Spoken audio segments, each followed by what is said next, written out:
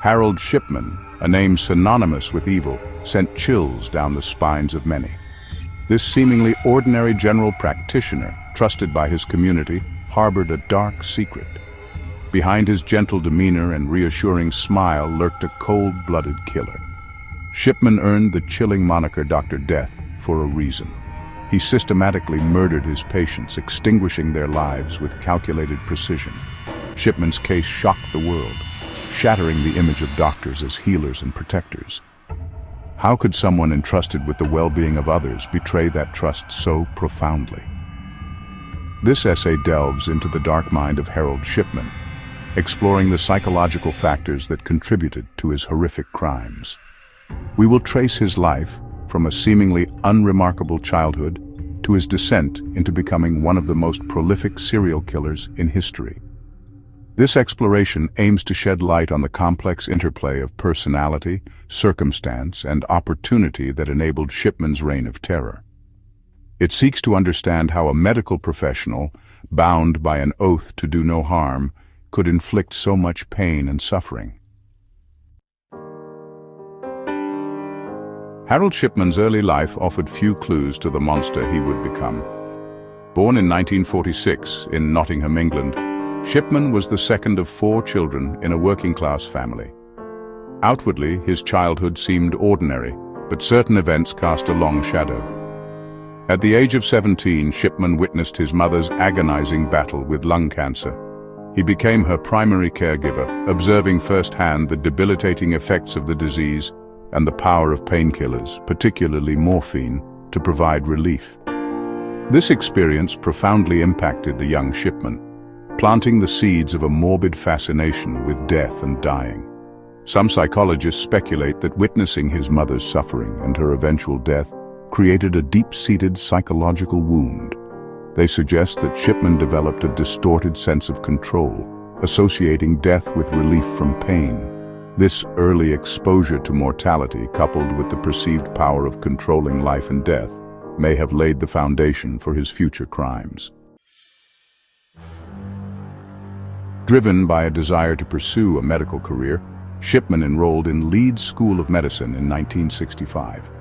He excelled in his studies, displaying intelligence and a keen interest in medicine. However, beneath the surface of a promising medical student lurked a darker side. Early in his career, Shipman developed an addiction to pethidine, a powerful opioid painkiller. This addiction revealed a dangerous pattern of deceit and manipulation. Shipman began forging prescriptions to fuel his habit, foreshadowing his future disregard for the law and the well-being of others. In 1976, Shipman's addiction and fraudulent activities caught up with him. He was convicted of obtaining pethidine by deception and fined. This early brush with the law should have served as a wake-up call, a chance for redemption. Instead, it marked the beginning of a downward spiral into depravity. Shipman honed his skills as a medical professional, eventually settling into a practice in Hyde, Greater Manchester. He was well liked by his patients, who viewed him as a caring and trustworthy doctor. This trust became the weapon with which he would orchestrate his deadly scheme. Shipman's modus operandi was chilling in its simplicity and effectiveness. He targeted elderly patients, often widows living alone, who were less likely to raise suspicions.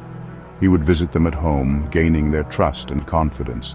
Then, with cold-blooded calculation, he would inject them with lethal doses of diamorphine, a powerful opioid. To avoid detection, Shipman became a master manipulator.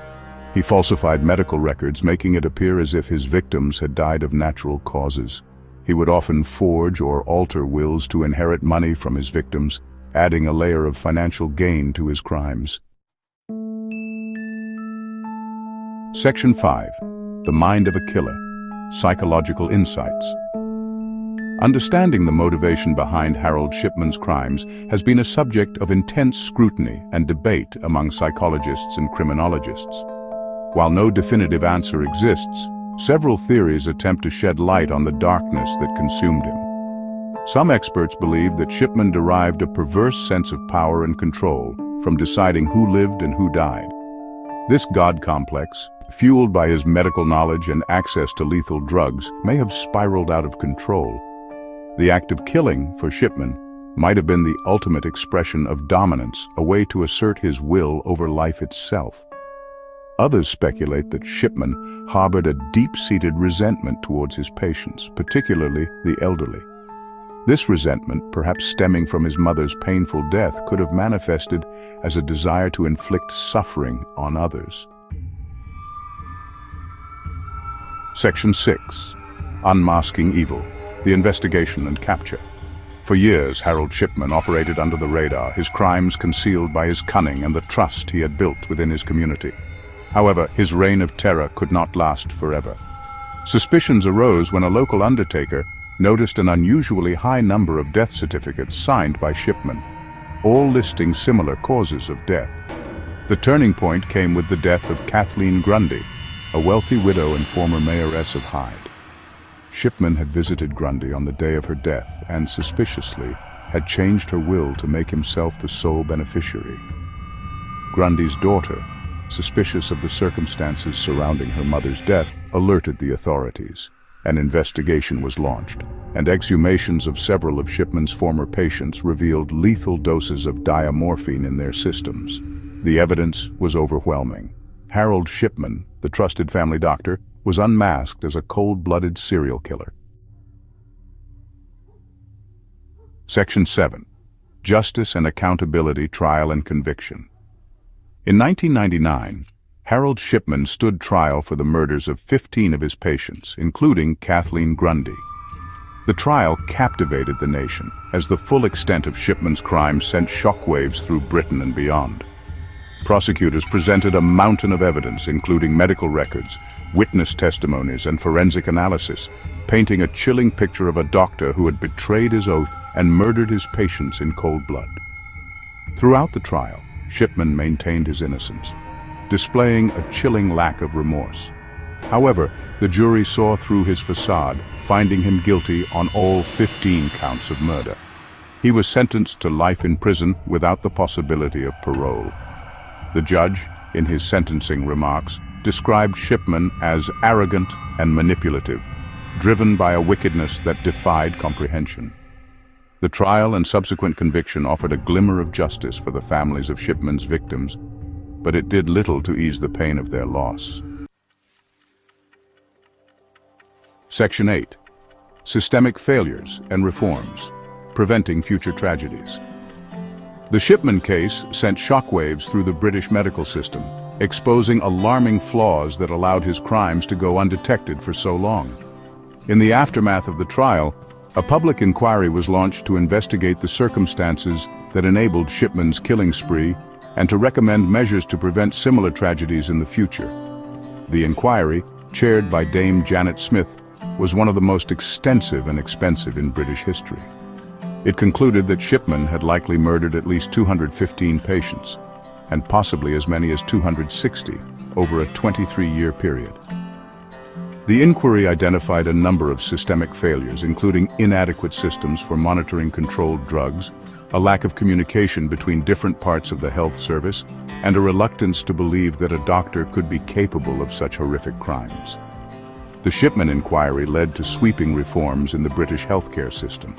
These reforms included the introduction of a more robust system for monitoring controlled drugs, improved communication between doctors and coroners, and the establishment of the National Patient Safety Agency to promote patient safety and learn from mistakes. Section 9. Conclusion: The Legacy of a Monster. Harold Shipman's name remains etched in the annals of criminal history as one of the most prolific serial killers of all time. His crimes shocked the world, shattering the image of doctors as healers and protectors. Shipman's legacy is a chilling reminder of the dark potential that can lurk beneath the surface of even the most trusted individuals. While the true motivations behind Shipman's killing spree may never be fully understood, his case serves as a stark warning about the dangers of unchecked power, the importance of vigilance, and the need for robust safeguards to protect the vulnerable. The reforms implemented in the wake of his crimes stand as a testament to the determination to learn from this dark chapter and to prevent such horrors from happening again. The families of Shipman's victims continue to live with the pain and loss inflicted by his actions. Their strength and resilience in the face of such unimaginable tragedy serve as a beacon of hope and a reminder that even in the darkest of times, the human spirit can endure.